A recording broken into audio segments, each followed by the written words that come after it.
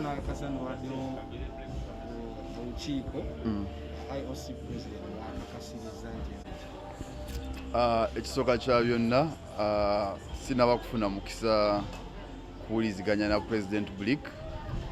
President Blick abeera mubaka wange eri mu IOC, yankiikirira mu IOC era buvunaanyizibwa buli ku saidi ye okubanga afuna information mu IOC n'agitutuusaako fe bakiikirira.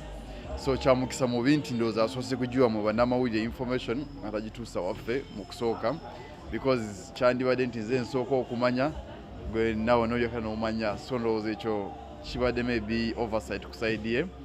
Naye nga bwe kiba nga kiri bwe kityo nti IOC etudde negamba nti bastopinze qualifiers badde zigenda okubeera France, ekisooka kya byonna kitukosa ffe nga federation n'abazanyi, because ekyateekesawo Olympic Games zino nti kuwa buli muzanyi omukisa okukompitinga bw'aba nga akoze bulungi n'asobola okuparticipatinga mu game bwe zityo.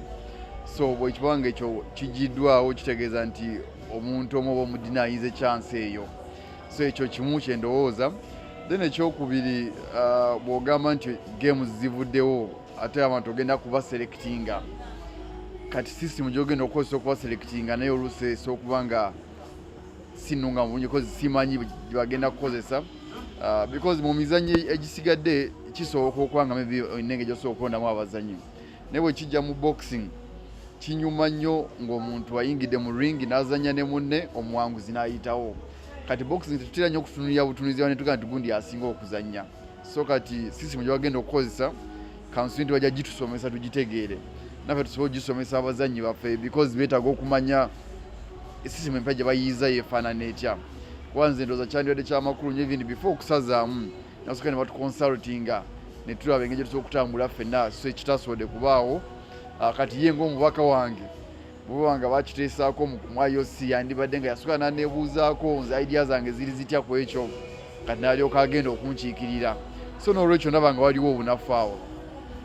Ensonga endala nze gye ndaba nti bw'ogamba nti ogenda kulonda abazanyi mu continent, jjukira twali tugenda mu world qualifiers nti continents ezisinga zisooka ne zizannya ne zimalayo, ababa baluzinze be bagende France. Kati waliwo continent ezitanaba kuzannya qualifiers, kati nga continent ya Europe tenaba kuzannya, kati ayinayo mugenda gikola mutya? So kati ndowooza wakyaliwo ebibuuzo bingi ebyetaaga okunnyonnyola ku saidi yaabwe.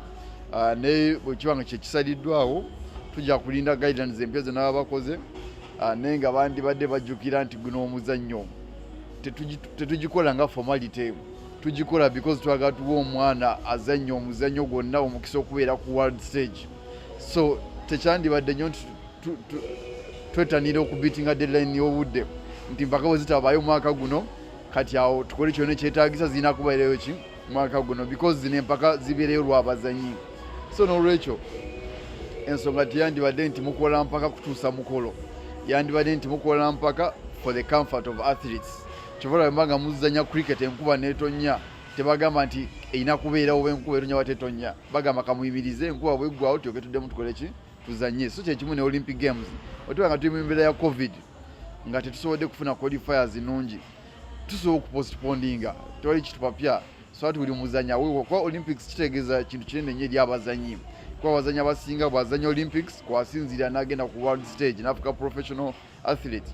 Kati bw'ogamba nti wagamba naye nga chance addemu alinde emyaka emirala 4, it may not come out well. Naye kansuubire nti Blick omubaka wange mu IOC ajja tuwandiikira kye basazeewo, kulwaki bakisazeewo bwe batyo, na ngeri ki gye tusobola kufuna bwenkanya mu kyo kye bakisaliddwawo. sinzira ku Blick Ffe era twali tugenda qualifying abazanyi, ffe tetwagala kuyita mu kamoyi, twali tugenda qualifying abazanyi nga federation kuba tulina talent y'amaanyi nnyo. Ekitugaana okuqualifyinga n'enteekateeka yaffe na ssente gavumenti ze investinga mu sports sector yaffe. So n'olwekyo abaana jjukira buli continent yali efunye kwota, kati kwota esooka twali twagimala, kati nga qualification eddako omwana tugezese muju ng'alina kuzannya na mwana avudde China, bwamuwangula alyoka qualifying. Kati bw'ogamba nti ogenda kuddamu qualifying n'abaluzinga mu Africa ng'ate kwota yaffe yali emaze okuggwa, mba sikutegeera bulungi awo. because IOC buli continent eba ne quotas ezaayo eyaffe yali emaze okujjula ya Africa okitegeera kakitegeeza nti abali basigalidde nga chance gye balina yakuyita muki world qualifiers kati awo twetaaga okunyonyola obungi tutegere kikyategeeza bwayogera bwatyo. isi nze njagala nnyo okutambulira ku bintu ebibeera clear ate ebiri competitive right, saagala ku assuminga bintu kati bw'aba ng'oli akugambye bw'atyo oluusi okuwudiisa kati bw'omala okiyisa bajje bakugambye nti twageza okutula nga abaana bo tebaqualifyinga. So omukisa ogusookera ddala gwandibadde nti Masembe omuwa chance n'addamu n'azannya okitegeera bwebanga covid etwemesezza ne twongereyo omwaka oguddako no problem, naye kati osoogamba nti it's okay baconsidering quotas bagenda okukuba ekibalo nga toqualifyinga ng'ofiirwa myaka gyena bw'ogityo. So n'olwekyo ndowooza nti tusobola okusanyuka nga tumaze okuconfirminga nti batuwadde ebifo ebyo. Until that time tekikola nnyo sense. Yes, twali tuteekateeka okuyita team trials so tulimu tuselectinga team yaffe empya egenda okukiikirira Uganda then etandika okutraininga. So fenga boxing over tuba ready. Ekibadde kituganye is just nti government wadde kyaludde okuweereza ssente era ne bwe tuba nga tulina abaana be bayisizaawo era beetaaga training. So mwe embeera nti ffe tubeera ready all the time. Oluusi ekitulwisaawo is just government yaffe. Nze ndowooza ekya ttiimu Uganda enteekateeka yaakyo kale kye kibuuzo kya National Council of Sports.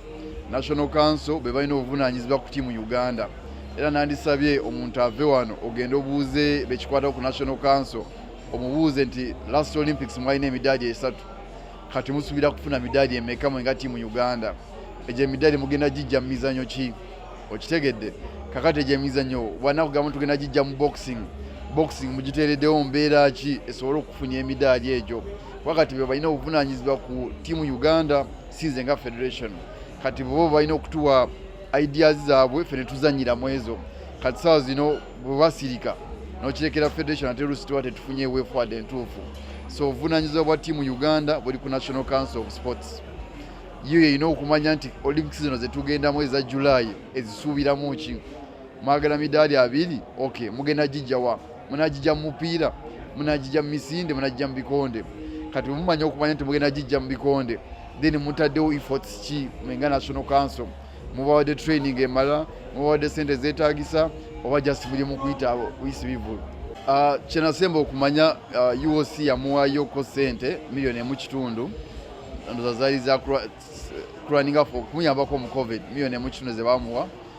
Simanya babaddemu ne bamwongera endala naye bamuwaayoko sente. Naye nga of course bw'otunyira ku program eya boxer yenna qualifies okugenda mu Olympic Games ate ebyetaagisibwa biba bingi nnyo era kinasembye okumanya nti twetaaga ne tufuna meeting ne UOC ne tudevelopinga training program eyo y'omuzanyi eya Shadili Musa for example.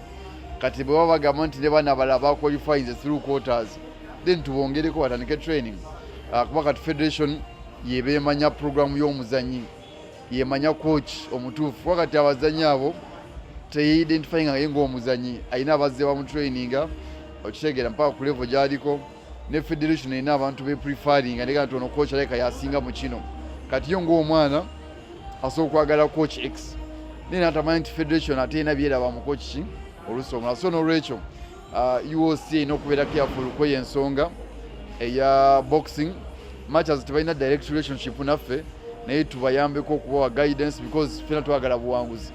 Federation eyagala mudaali omwana eyagala mudaali ne government eyagala mudaali so bwe tutambulira wamu tusobola okwachivinga.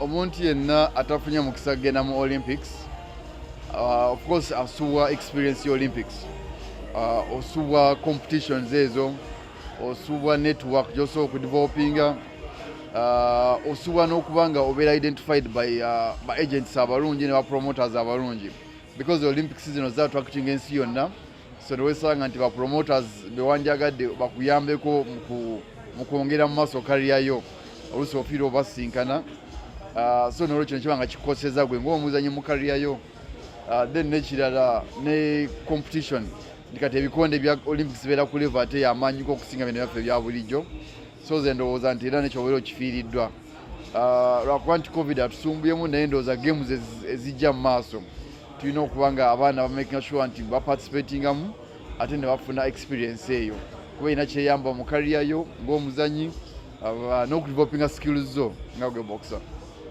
Very welcome, tukisanyukira nnyo obanga egenda kugema abazanyi baffe okubatangira obutafuna bulwadde ekyo tukisanyukira nga federation ate ne tusuubira nti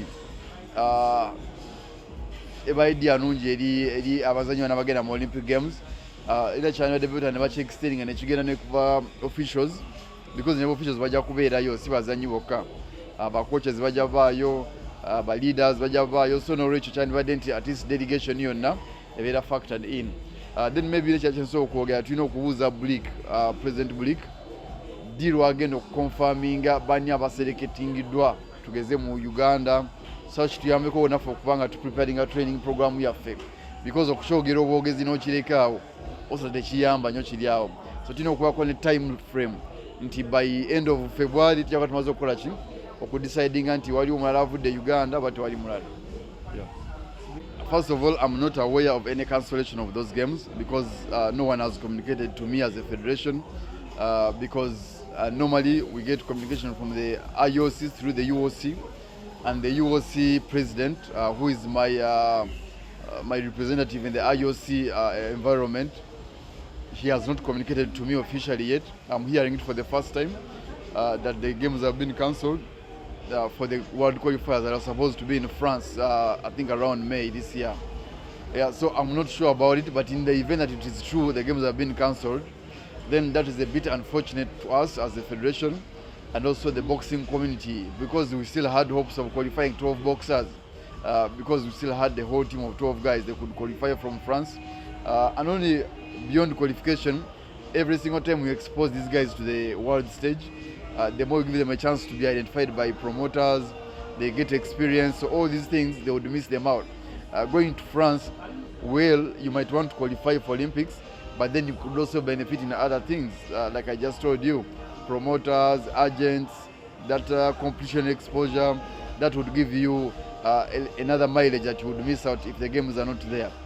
But in case they choose to seed boxers, I'm not sure under what criteria they are going to use because they need to teach us that criteria so that we're also able to pass the same message to our athletes because the athletes need to know that you lost out because of this criteria. So that we need to get more information about it. And it's a bit unfair because a boxer may perform bad today and next week they perform better. So it would have been ideal that maybe the games are further postponed so that you allow boxers to participate. Because you cannot say, like I give you an example, just because it is raining, you can't say you won't have, you will keep on having the game. You will first wait for the rain to stop, then you have the games thereafter. Because we do Olympics not for ourselves as officials, not for the sponsors, we do them for the athletes. The athletes must get value. That's why they prepare for 4 years. So if you come and you make a decision just because you're limited by time or you want to make sure you do it as a formality, I think there we miss a point. Because the whole idea is Olympics are meant to excel the athletes, more so in my case the boxers. That way they get international stardom, they get noticed by international promoters, they get good experiences, and those who win the medals, they turn into professional boxers. So the platform shouldn't be taken for granted. It should be taken with the seriousness it deserves, and that's the only missing link that I see. Some people argue that the federation... Either way, we are going to qualify more athletes because we still had 12 slots. So now if you go by the arrangement they are suggesting, we might have less slots. And even if, that's if we have them, because you might even find us not having any person qualifying. Because remember, Africa as a continent, it had already qualified its quotas. So the guys who are in other continents who didn't have the qualifiers, maybe they could benefit out of it. But as Africa, we had already finished our quotas. Now we need Blick to explain further on what happens in that situation because our quota for Africa was complete. So the only boxers that were left out were the losers who were hoping to have a second chance in France qualifiers. So how they will consider them, how many we can get as Uganda is a question that we need to have more education about. And then also the time limits. If you say you're going to have that format of selection, how long is it going to take, and so that we can be able to know we have maybe another 1 or 2 boxers qualifying, and how we can now curtail a training program for them. So that is also what we need to hear from the IOC and from the UOC president. But were you ready for France as a federation and the team as well? Yeah, as a federation, we are always ready. The coaches are there, the athletes are there. In terms of human resource, we are always ready. What hinders us sometimes is just the issue of finance from the government to enable us get into circulation and also implement all these projects of ours. And then also the issue of COVID, because we were hoping the government can maybe reduce, make some few changes in the SOPs, and that way we are able to run trials, pick the national team, and then train them ahead of the qualifiers. But even the ones that we hope to select from the arrangement they are coming up with, they also need to have adequate training. As we speak now, we are in Feb. That means July is not far, it's 4 months away. So that means you also need to have intensive training, which is not happening as of today, all because we still have some issues from the government. So I think by and large, it has pros and cons depending on the outcome of their selection process. Yeah, we've seen IOC and UOC. Yes, the last time I heard from the UOC, they had suggested that they were going to support him with about 1.5 million shillings to allow him to survive the COVID problems, because the assumption was there's no work going on and he needs money to feed and all these things. But you know, in terms of preparation for the Olympic Games, there wasn't much coming through, because the boxer needs more in terms of how you prepare, the equipment you need, the training partners that you need, the officials around you. So that had not happened. So the only support that has been able to come through is support for food. But for preparation as an athlete, that was still missing. Yeah.